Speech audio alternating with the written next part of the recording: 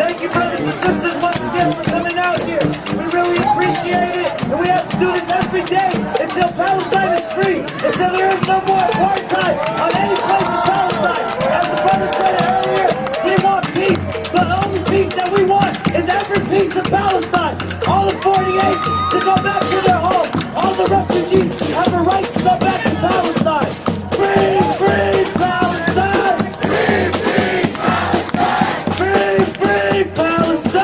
Free, free Palestine! Free, free Palestine! Free, free Palestine! Free, free Palestine! Long live Palestine! Long live Palestine! We gotta be way louder!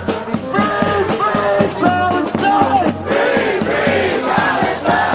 Free, free Palestine! Free, free Palestine! Long live Palestine! Long live Palestine! Thank you. We have another speaker. I would like to welcome Hatem Bazian from American Muslims for Palestine. Please give him a nice hand. Assalamu alaikum.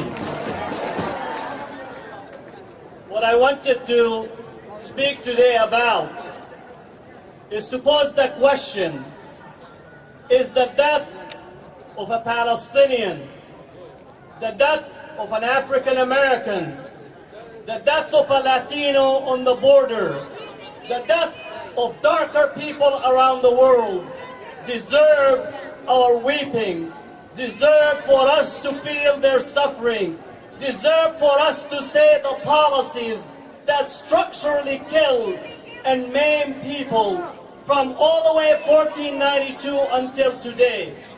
The war that is being conducted on Gaza has to be placed in the historical context that sees the people of the Southern Hemisphere as less human, as subhuman, as people that are not equal. And until we are confronting the structured racism that manifests itself institutionally, including our own country here as well as abroad, that is the fundamental question that we need to answer, that there are communities that are treated as subhuman.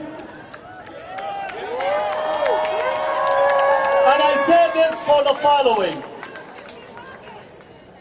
Both are talking heads on the media, and they're only heads without much with less logic coming out of them. When the 3 Israeli settlers were kidnapped, and today the New York Times magazine said that Hamas and the Palestinian resistance is not responsible to them. But that was made to be the crisis. But let us talk about another larger crisis. We've been facing kidnapping as a nation from 1948. We've been facing kidnapping since the British landed on Palestine. We've been facing kidnapping as the third world since the colonialism have made its way into our countries. We've been facing kidnapping when millions of Africans were taken from their homes to come and be brought into this continent after the destruction of Native Americans. So they work on the plantation from can't see in the morning till can't see at night. So you want to talk about kidnapping? We could talk about it from now to Judgment Day.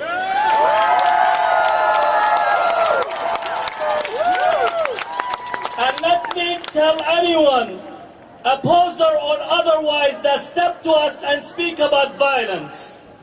Anyone that comes to us and speak about violence, I want them to answer about the Inquisition. I want them to answer about colonialism. I want them to answer about the slave trade. I want them to answer about First World War, Second World War, with the bombing of Hiroshima and Nagasaki, with the Holocaust. I want them to answer for Vietnam, for carpet bombing Kampuchea, for mining the harbors in Nicaragua, for invading Panama, for invading every country in the world, and you have the audacity to ask us about violence?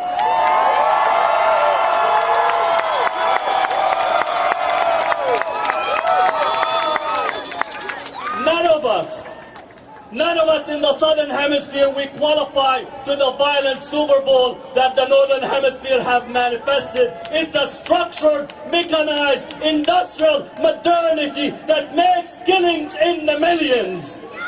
That's what we are needing to address. Now, I want you to know the facts. I want you to know the facts. Between May and June, 12 Palestinians were killed by Israel. 2 youth were walking down the street and they were shot by the Israeli military. 12. In June 29th, Israel assassinated the person responsible from Hamas from actually monitoring and making sure that the ceasefire is respected. And you could also go to the Israeli analysts. It only shows that Israel was systematically, deliberately planning for an attack on Gaza in collusion with Sisi, in collusion with our own government, in collusion with Saudi Arabia, in collusion with Jordan, in collusion with the United Arab Emirates. They were again acting in a country club to snuff out any type of resistance because they're thinking about their pocket. They're thinking about what type of neoliberal economics that they're trying to implement in the Arab and Muslim world as well as other parts of the world. And therefore, it was a premeditated murder. Premeditated murder. 80% of those who are killed are civilian. 80% of those who are killed are civilian. Has this type of bombing been conducted in the United States, the results will be 156,000 killed. In comparison, 156,000 killed. That is the type of destruction. It's not an air shell going abroad. It's actually premeditated murder. Planned, carried out with design and strategic planning from the highs up. Which takes me back all the way to 48. Because those in Gaza are facing 48 again today. Those in Gaza are facing another 1948 today. It was massacres, it was destruction, it was actually causing people to flee. So much so that the Hatem Bazian, in his own memoirs, he said there wouldn't be a state of Israel without the victory at Deir Yassin. Netanyahu today can say there isn't a racist state of Israel without the massacre in the Shuja'iyya. That's what it is. It's a massacre. It's a massacre. Lastly, there's a lot of Israelis and Americans that say Israel has the right to defend itself. This canard that is repeated time and time again. As an occupying power, you cannot occupy a people and then claim to self-resistance against the people you occupy. You cannot. You are responsible for their well-being as a civilian. You are responsible to actually provide them the food and the medicine. You are responsible for making their safety and security. That's what the Israeli government is responsible because it's occupying the Palestinians. Therefore, any hypocrite, any of our political leadership that is not our leadership, it's actually the best leadership that money can buy, that we need to challenge them, that this rhetoric is unacceptable. No longer we stand for this type of rhetoric, the blaming the victim one more time by actually assisting the murderer, by erasing them from the context of international law and the context of the law. But we have our work here to do. We have our work here to do because it's the same thing that is used against our African American brothers. We have work to do. So freedom for the Palestinians has to begin at home. We need to free our people and we need to do a transnational movement the same way that Malcolm X understood it, that freedom abroad means the freedom at home, and freedom at home means the freedom abroad. Assalamu alaikum. Free Palestine, free Palestine, free Palestine.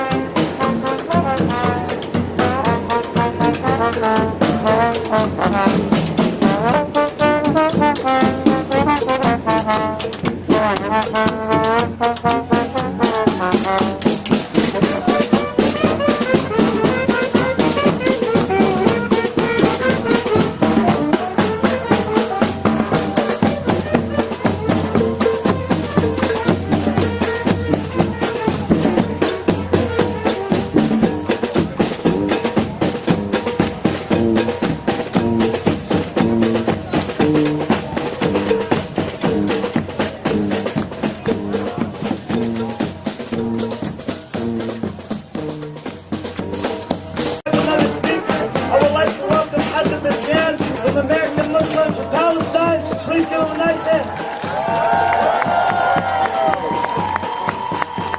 Assalamu alaikum. What I wanted to speak today about is to pose the question, is the death of a Palestinian, the death of an African American, the death Free Palestine! Free, free Palestine! Free, free Palestine! Free, free Palestine! Long live Palestine! Long live Palestine! We gotta be way louder! Free, free Palestine! Free, free Palestine! Free, free Palestine! Free, free Palestine! Long live Palestine! Long live Palestine! Thank you, brothers and sisters, once again for coming out here. We really appreciate it, and we have to do this every day until Palestine is free, until there is no more apartheid on any place in Palestine. As the brother said earlier, we want peace, but the only peace that we want is every piece of Palestine.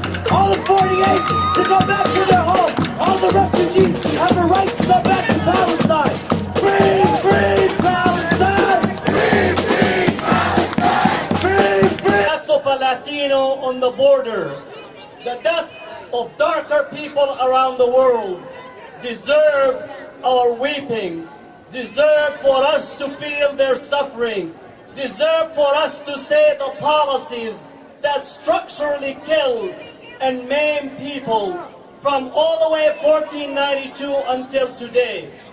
The war that is being conducted on Gaza has to be placed in the historical context that sees the people of the Southern Hemisphere as less human, as subhuman, as people that are not equal. And until we are confronting the structured racism that manifests itself institutionally, including our own country here as well as abroad, that is the fundamental question that we need to answer, that there are communities